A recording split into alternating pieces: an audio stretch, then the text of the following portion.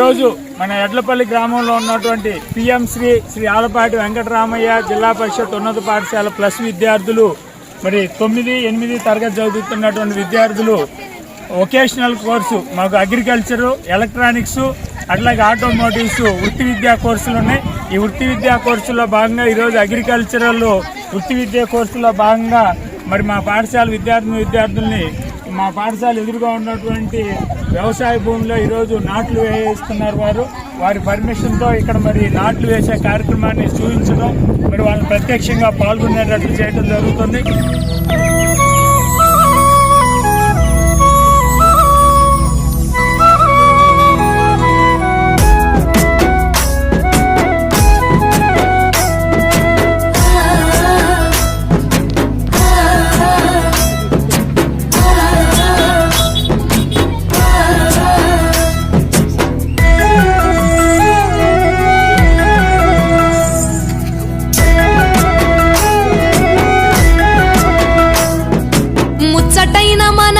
కథ ఒకటింటారా, అచ్చమైన పచ్చ పల్లె తీరునే కంటారా. ముచ్చటైన మన ఊరి కథ ఒకటింటారా, అచ్చమైన పచ్చ పల్లె తీరునే కంటారా. దీని ద్వారా మనకి వస్తున్నటువంటి ఆహార పదార్థాల్లో ప్రధానమైనటువంటి వరి ఎట్లా పండుతుంది, మరి దాన్ని మనం ఎట్లా ఉపయోగించాలి అనేటటువంటిది కూడా విద్యార్థులు తెలుసుకోవడం జరిగింది. మరి అట్లాగే మనం తింటున్నటువంటి ఆహార పదార్థాలను చాలా మంది వృధా చేస్తారు. ఆ వృధా చేయకుండా మనకి ఎంత కష్టపడితే ఈ ఆహార పదార్థాలు వస్తున్నాయో కూడా వీరికి తెలియజేయడం జరిగింది. చెప్పలేని అన్ని హంగులో అనగనగా మన ఊరిలో, చెప్పలేని అన్ని హంగులో అనగనగా మన ఊరిలో. ముచ్చటైన మన ఊరి కథ ఒకటింటారా, అచ్చమైన పచ్చ పల్లె తీరునే కంటారా. మరి ఈ కార్యక్రమంలో పాల్గొన్నటువంటి మా ఉపాధ్యాయులు మరి పీడీ సార్ నవీన్ గారు, రాంబాబు గారు, తిరుపతిరావు గారు, మరి జాన్ వెస్లీ, త్రివేణి మేడం తదితరులందరికీ మరి సహకరించిన ఉపాధ్యాయులకు ధన్యవాదాలు తెలియజేస్తున్నాం. మరి ముఖ్యంగా ఈ పాఠశాల ఎదురుగా ఉన్నటువంటి ఈ పొలంలో ఈ నాట్లు వేయడానికి అంగీకరించినటువంటి రైతులు, ఇక్కడ సహకరించినటువంటి ఇక్కడ కార్మికులు, వ్యవసాయ కార్మికులు కూడా పనిచేస్తూ ఉన్నారు. వారికి కూడా ధన్యవాదాలు. ఎడ్లపల్లి గ్రామంలోని ఒక పాఠశాల అసలు చదువు అంటే ఏమిటో ప్రాక్టికల్గా చూపిస్తోంది. వీళ్లు పిల్లల్ని కేవలం 4 గోడల మధ్య ఉంచకుండా నేరుగా పొలాల్లోకి, ఆ బురదలోకి తీసుకెళ్లి వ్యవసాయం ఎలా చేయాలో, మనకు అన్నం ఎలా వస్తుందో స్వయంగా చూపిస్తున్నారు.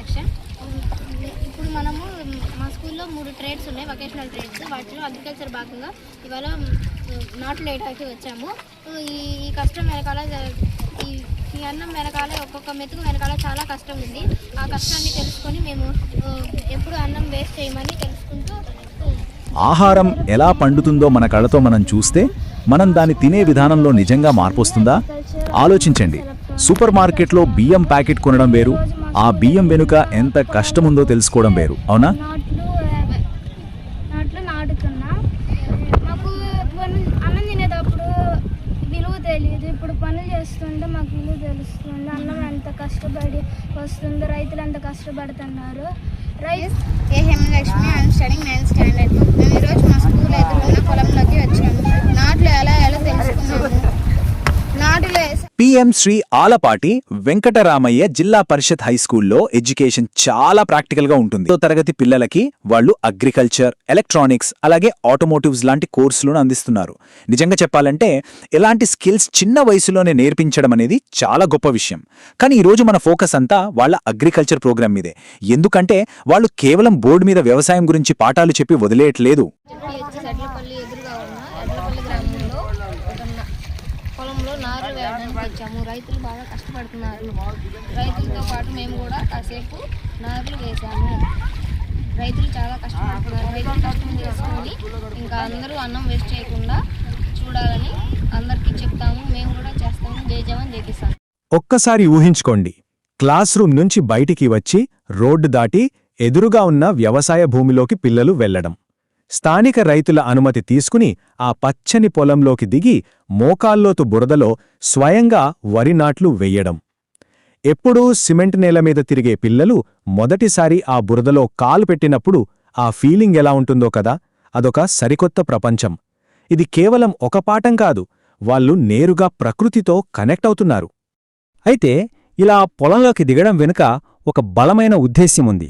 అదేంటంటే మన ఆహారం వెనుకున్న కష్టమేంటో వాళ్ళకి తెలియజేయడం. మనం చాలాసార్లు ప్లేట్లో అన్నం వదిలేస్తుంటాం, ఏముందిలే అని చాలా ఈజీగా చెత్తబట్టలో పారేస్తుంటాం కదా.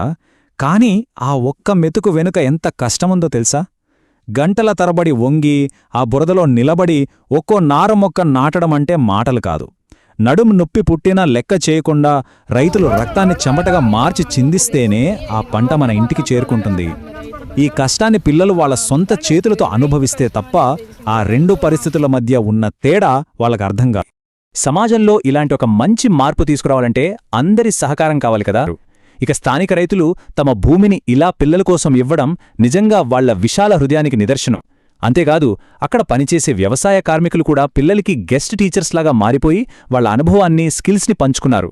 అంటే ఒక స్కూల్ సమాజంతో ఎలా కలిసిపోవాలో, అందరూ కలిసి ఒక మంచి పని కోసం ఎలా పనిచేయాలో ఇది మనకు స్పష్టంగా చూపిస్తుంది. ప్రతి గింజ వెనక ఎంత శ్రమ ఉందో తెలిసాక మన ప్లేట్లో ఒక్క మెతుకునైనా వృధా చేయడానికి మనం సాహసిస్తామా? ఒక్కసారి ఆలోచించండి.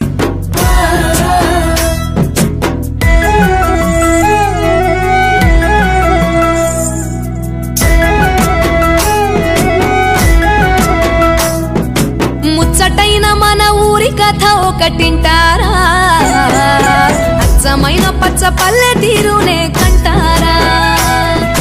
ముచ్చటైన మన ఊరి కథ ఒకటింటారా, అచ్చమైన పచ్చ పల్లె తీరునే కంటారా.